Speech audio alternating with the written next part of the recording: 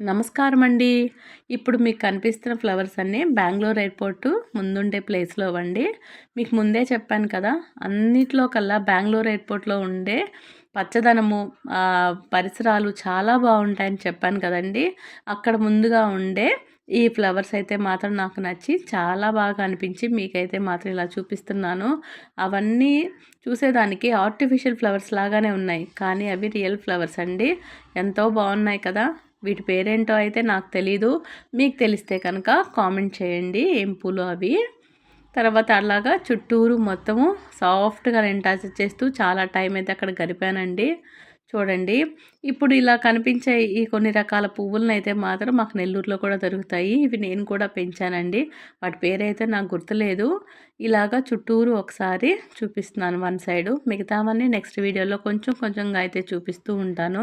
చాలా బాగున్నాయి కదండీ! ఫ్లవర్స్ అయితే మాత్రం. ఇవి చూసి మీరు కూడా ఆనందించండి. Thank you.